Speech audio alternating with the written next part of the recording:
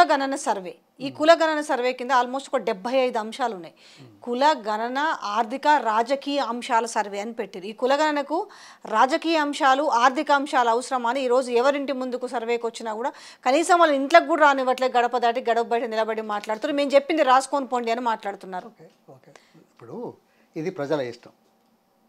ప్రభుత్వానికి కావాల్సింది తక్కువలో తక్కువ ఏం కావాలో అది సేకరించాల్సిన బాధ్యత ప్రభుత్వం మీద ఉంది. హైకోర్టులు సుప్రీంకోర్టులు ఏం చెప్పినాయి అనేది ఈ రెండు పక్కన పెడితే రాజ్యాంగాన్ని అనుగుణంగా మనం చేస్తున్న వాళ్ళు ఏమన్నది అసలైన ప్రశ్న. అది ఒప్పుకోబడుతుందా లేదన్నది రెండో ప్రశ్న. ఇప్పుడు సెన్సస్ చేయలేదు, అది కేంద్ర ప్రభుత్వం సెన్సస్తో పాటుగా చేసి రాజ్యాంగంలో భాగంగా చేపట్టినట్టయితేనే దీనికి విలువ ఉంటుందనేది మనందరికీ తెలుసు. ఇప్పుడు సరే, ఇప్పుడు ఇవన్నీ ప్రాబ్లమ్స్ ఉన్నాయన్నారు, కానీ ఇంత ఇబ్బంది పడుతున్నారే. కేసీఆర్ గారు ఎన్నికైన 3 మాసాల లోపల వర్గాల గురించి ఆలోచించి ఆ సమాచారం ఉంటే మరింత మేలు చేయగలుగుతామన్న ఉద్దేశంతో కదా ఒకటే రోజు దాదాపు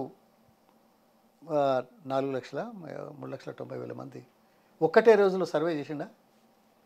ఆ డేటా అంతా ప్లానింగ్ గవర్నమెంట్లో ఉంది కదా. వాళ్ళు 95 ప్రశ్నలు ఆ రోజు వాళ్ళు సేకరించింది. ఎక్కడ ఏం రాలేదే. ఇవాళ మీరు 75 అంటున్నారు, ఇంకేదో అంటున్నారు, ఇంకేదో. చాలా డెప్త్గా ఉన్నాయి అందులో ఉన్నవి. రాజకీయం అంటే నువ్వు ఏ పార్టీలో ఉన్నావు, ఏ పార్టీలో సభ్యత్వం ఉంది, మీరు ఎన్నేళ్ళ మినిస్టర్గా చేశారు. ఆ ప్రశ్నలు దేనికి సంకేతం? అది అక్కడ దేనికి సంకేతం? మరి ప్రజలు ఎందుకు రానియరు? ప్రజలు ఎందుకు సమాచారం ఇయ్యరు? ఎందుకు ఇయ్యరు? వాళ్ళకి అవసరం లేని మాట చేయరు. ఎవరైనా చెప్తారా ఈ పార్టీ కొటేషన్? మీ ఇల్లు ఓన్ హౌసా రెంట్ హౌసా, ఓకే డన్ విత్. కానీ ఎంత స్క్వేర్ ఫీట్, ఎన్ని బెడ్రూమ్లు, ఏ బ్యాంక్లో లోన్ ఉంది, లోన్ ఉంటే ఎందుకు ఉంది, మీ పిల్లలు ఇవన్నీ పర్సనల్. సుప్రీంకోర్టు కూడా ఏమంది, పర్సనల్ విషయాలు, వ్యక్తిగత సమాచారాన్ని మొత్తం అడుగుతున్నారు. ఆడకూడదు. అయితే దీని మీద మళ్ళీ న్యాయపరమైన చిక్కులు వచ్చే అంశం ఉన్నది. ఈ అంశం పరిశీలించేంత వరకు కులగణన చేసినా దాని ఫలితం రాకుండా ఉండేందుకు చేసే అంటే దుష్ట ప్రక్రియ ఇది.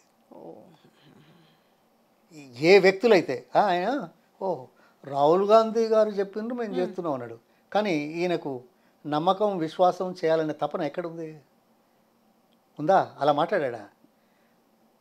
ఆయన ముందట మీరు చెప్పిండ్రు అని పేరు సంపాదించేందుకు ఈయన మనసులో లేనిది, ఈయనకు విశ్వాసం లేనిది, ఈయన చేయకూడదని అనుకుంటున్న నేపథ్యంలో చేయాల్సి వస్తే ఆయన పేరు చెప్పి చేస్తున్నాడు, కానీ ఈయన మనసులో ఉందా? ఈయన మనసులో కనుక అటువంటి అభిప్రాయాలు ఉంటే తన నియోజకవర్గంలో తన ప్రజలకు అన్యాయం జరగకుండా చూసే బాధ్యత లేదా? ఏం మాట్లాడతారా? ఎక్కడ పెట్టుకుంటారా అమ్మకాలు? Thank you so much sir. అంటే చాలా విషయాలు, అంటే క్లుప్తంగా 3-4 అంశాలపైన ఒక క్లారిటీ అవసరం ఉంది. సో మీ సమాధానాలు సమయం కేటాయించి మాకు ఇచ్చినందుకు చాలా thank you so much sir. ప్రజల ముందుకు వెళ్ళాల్సిన బాధ్యత మాది. రాజకీయాల్లో ఉన్న వాళ్ళకి మంచి చెడ్ల గురించి తెలుసుకోవాల్సిన అవసరం ఉంది. సో ఈ సందర్భంగా ఈ గత 10 సంవత్సరాలు 9.5 సంవత్సరాల్లో తెలంగాణలో ఏం జరిగిందనేది, ఏ అంశం మీద ఎలా ముందుకెళ్ళింది, దేశంలో రాష్ట్రాలు ఏ రాష్ట్రంలో లేకుండా ప్రపంచంలో ఏ దేశంలో కాకుండా సాధించిన విజయాలు చెప్పుకోవాల్సిన అవసరం వ్యక్తుల గురించి కాదు, ఎగ్జాక్ట్లీ ప్రజల కోసం. అది. Thank you sir.